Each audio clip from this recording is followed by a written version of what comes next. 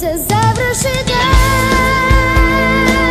ja samo želim da bude bolje, zajedno možemo to, da dobro oteras to.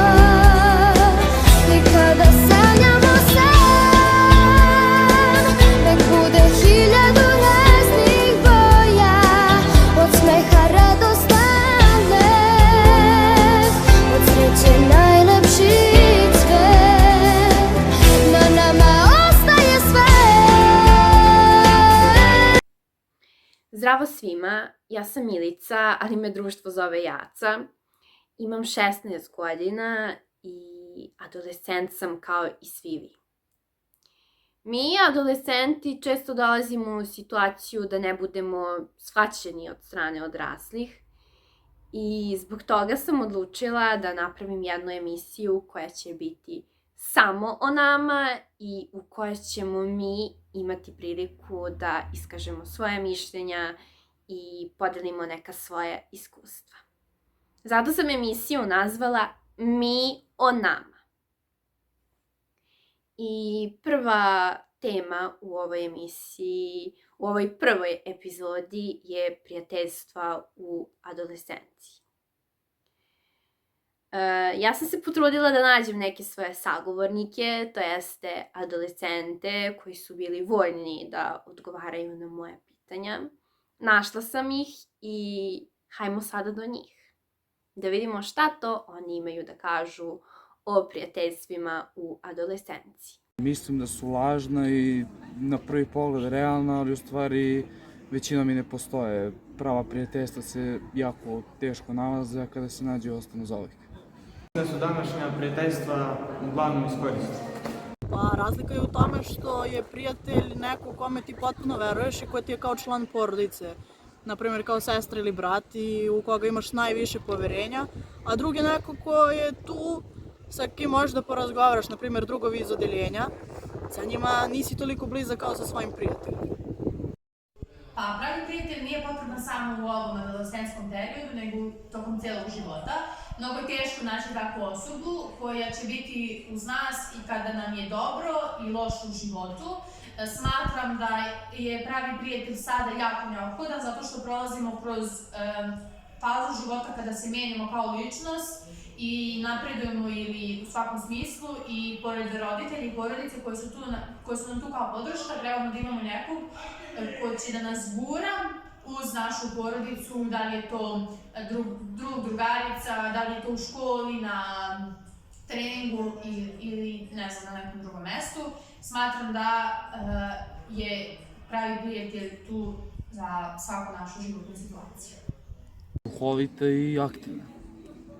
Pa trenutak kad sam ja shvatila za svoje prijatelje da su zapravo oni pravi, ne znam, bili su neki najteži recimo trenuci u mom životu kad su bili tu pored mene, na primjer. Mladi danas traže popularno i bogato društvo. Pa moramo prvo da se zapitamo šta je u stvari pravo što se servira na društvenim mrežama, jer svi znamo da su društvene mreže jedna bajka našeg života i da je tu sve malo više, da kažem, našminkano i nalickano. Prijateljstva koja se serviraju na društvenim mrežama smatram da nisu baš toliko prava, mada ima slučaja. Recimo, ja sam 1000 puta čula kako se dve devojke ogovaraju, a na društvenim mrežama su BFF, forever i tako dalje. Lično mislim da više veruju prijateljima iz samog razloga zato što adolescenti, pogotovo u tim godinama, ne mogu da shvate da im roditelji žele najbolje pa se na svaki način ne udaljavaju od njih. Pa mislim da su roditelji donekle u pravu, jer s kim se družiš takav na neki način i ti postaješ, jer danas svi tražimo prijatelje da budu slični nama, jer je mnogo lakše ako imam nekog ko ima slične interesovanja i kao ja i da je nekako onako, da je sličan meni jednostavno i uglavnom se slično ponašamo, tako da ja mislim da prijatelji i da društvo ima veliki uticaj na samog adolescenta. Traju do smrti.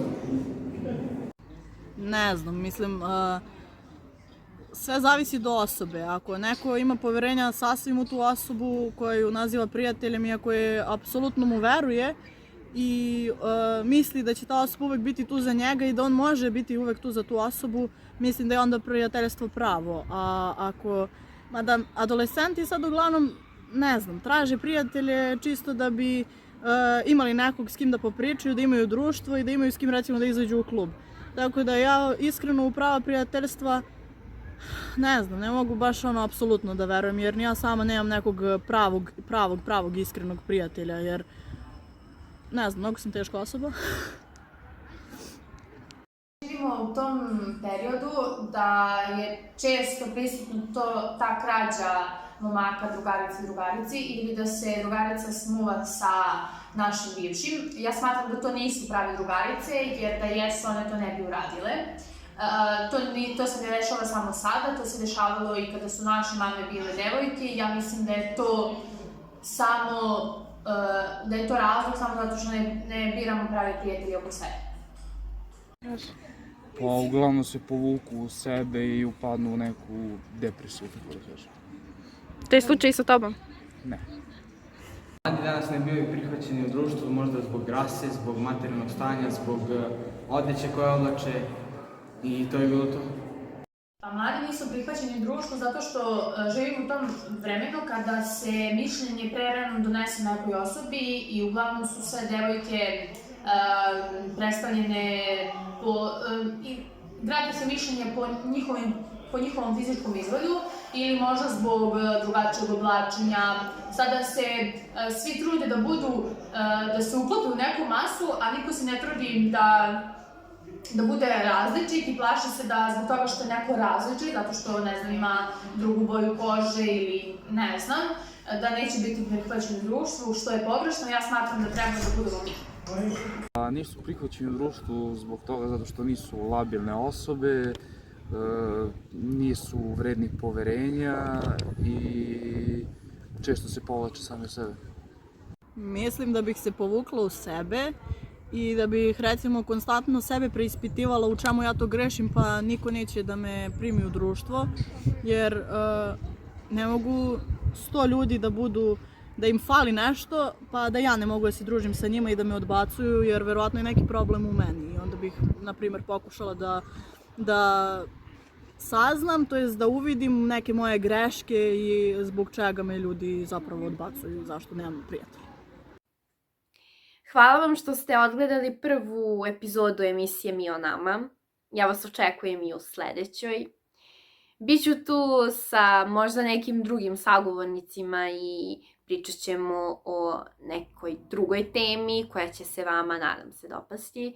Tako da, jedva čekam. Vidimo se!